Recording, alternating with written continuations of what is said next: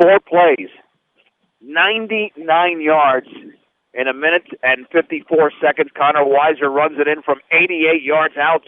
2-point conversion good, and a very high short kick. The ball will be fielded at around the 26-yard line and down right there. That might have been Rosenbrock. They'll check that. Bruce Melendez, or Brandon Rutherford, I should say, make the tackle on Cole Cunningham, and that's where the Vikings will start. So even though it was a short kickoff, pretty good strategy by the Beat Diggers because there was no return. Yeah, I'll tell you what, Ethan Bruce was down there as well. It was such a high kick that it allowed all the defenders to run down there out of their bunch formation that Brush likes to kick out of and have good coverage on the kick. 1st and 10, they'll mark it at the 28-yard line. For Valley in a shotgun formation is Joe Dellenbach. He's back to throw. The pressure's coming. Over the middle of the pass is incomplete. Boy, Tyson Larrick was almost there to pick it off at the 40-yard line. Hunter Gonzalez was the intended receiver, but the Beat Diggers looked a lot more comfortable defending the pass on that play. Let's see if it's a pattern now. You know, you don't pay attention to it a lot, and it's something that I think linebackers have a hard time doing because instinctively they like to go forward and tackle the ball carrier and blitz and all those kind of things. But Larrick did a great job of dropping back into his hook zone and having pass coverage over the middle that time. 2nd down and 10 to go. Dellenbach with a handoff and running left to the wide side. Rosenbrock chases down the ball carrier, Pedro Alvidrez, the sophomore, and he's thrown down for a loss of about a yard or two. They'll mark it back at around the 27. It'll be 3rd down and 11. And boy, did they miss Joe Rosenbrock when he was not in the lineup. You know, he's a go-getter guy, man. He goes 100% all the time, and he's just kind of wild out there on the field. That time he got a lot of penetration once he read that sweep and went back there and made a sure tackle. 11 minutes to go in the 2nd quarter on homecoming night in Gilchrist. The Beat Diggers lead the Valley Vikings 15-7. 1-yard run by Joe Rosenbrock and an 88-yarder by Connor Weiser. Shotgun formation. Dellenbach, 5-step drop, running to his right, and he's going to be sacked. He's taken down by Dylan French. Back at around the 20-yard line. They'll backtrack it to around the 18. It's going to be a loss of 9. 4th and 20 for Valley. Boy, that was the stuff, the structure there for Valley, and that was good for Brush because on that play I watched our defensive end here on the left side. He kind of took an inside surge. If Dellenbach would have been able to break that tackle and run over here to this side, he was going to have a lot of running room. PA announcer just said 4th down and a lot. Justin Joseph, the punt, standing at his own 5-yard line. Shea Hansen just shy of the 50, and that ball is nearly blocked high and short. Bounces at the 45-yard line, spins sideways, and goes out of bounds in Valley territory at the 47-yard line, a punt of 29 yards. And once again, the Beat Diggers have excellent field position. And who knows, they could put the nail in the coffin maybe in the 2nd quarter with the way they've executed on 2 of their 3 drives. Oh, that's for sure. And I'll tell you what, I just love that last drive, even though it wasn't much of a drive. The thing that was nice about it was the fact that they were able to pound the football off that goal line and give themselves a little bit of room. And they put Valley on their heels a little bit, not enabled Weiser to take off and run all the way down the field. Let's see if they can put another drive together like that right here. Some of the fans might be thinking, and Gilchrist, is this team really 0-4? Because they're certainly much better than their record. We know that. 1st and 10 for the Beat Diggers, leading by 8 with 10-11 to go in the 2nd. Eric Garcia up to the line of scrimmage, backs in an eye. The handoff to Rosenbrock on the counter at the 45-yard line, and he dives towards the 43 as he lowered his shoulder. Michael Hendrickson made the tackle. A gain of 4. It'll be 2nd down and 6. Rush ran out of a double tight formation that time. In that high formation, that keeps the defense from being able to choose which side our strength is. And Brush is real happy being able to run that ISO play over here. Welcome home to your hometown grocery store featuring Morgan County's largest variety. That's the Brush Grocery Cart. 2nd down and 6 for Brush at the Valley 43-yard line. To the right is Guzman. The receiver to the left is Kukas. Backs remain in an eye. Weiser and Rosenbrock.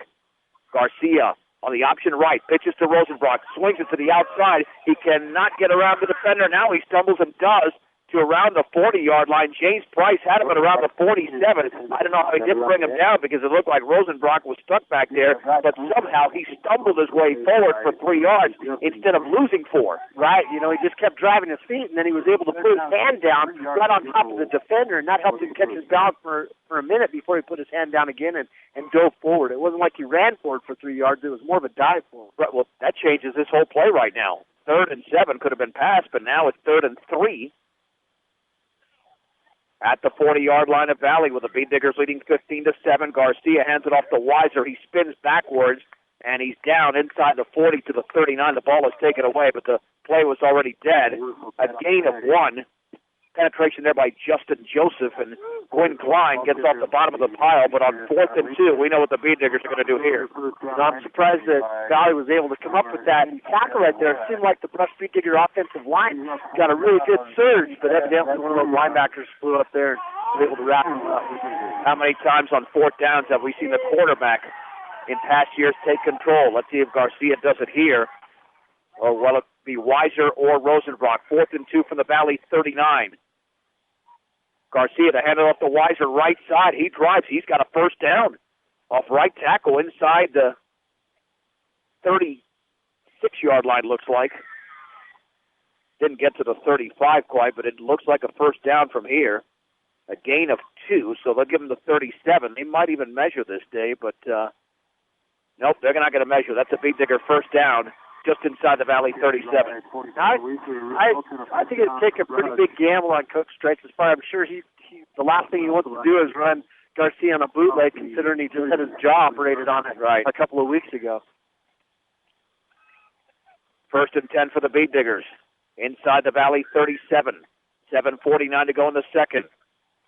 With Brush up 15-7, Baxter split, and there's the bootleg left by Garcia, swings it to the outside of the 35, leaps over a defender inside the 30 to the 29, picking up 8 yards on the play, and just as Dave said that, hits Eric Garcia taking control of the football as J.J. Schoenhofer, who recovered the fumble in the opening quarter, makes the tackle. Well, I need to quit speculating because I guessed wrong there. Garcia just had a real nice run. They ran that bootleg over here to the weak side where they were in a 300 formation with the flanker and the wide receiver on this side. The tight end was on the far side, so he ran it over here to the side where they didn't have a tight end, and it was just wide open. 2nd and 3 as the Bean Diggers line up on that left hash mark just inside the Valley 30-yard line.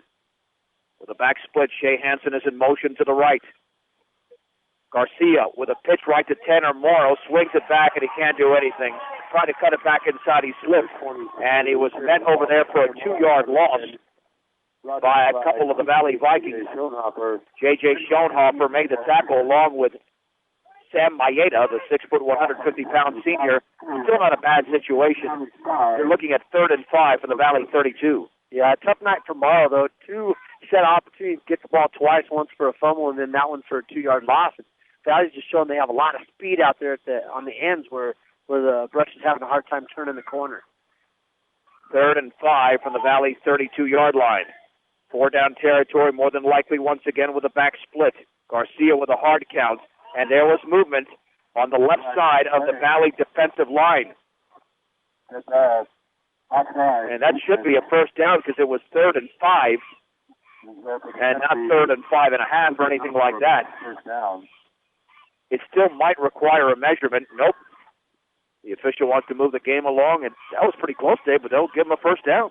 Yep, I think that was the right thing to do, and you got to applaud the Brush offensive linemen as they didn't jump when Brush tried to run that hard count and draw Valley offside. By doing that, that's going to stop Valley from blitzing those linebackers quite so much.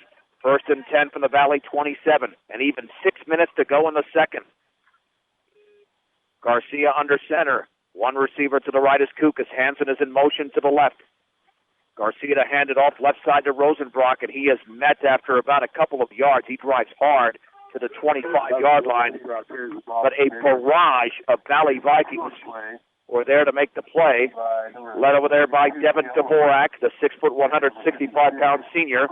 2nd and 8 for the Bean Diggers. Rosenbrock lined up in a fullback position that time. They just gave it to him on a kind of a naked dive out of that I formation, and he was able to pick up those 2 yards after some hard running. 2nd and 8 for Brush at the Valley 25-yard line. Kukas is in a slot to the right, so the Beat Diggers are not going with a receiver on this play. The handoff right up the gut to Weiser. He drives hard to the 20, still driving inside the 20. Might have gotten to the 19-yard line, but talk about a quick hitter. That was a gain of around 5 on the play.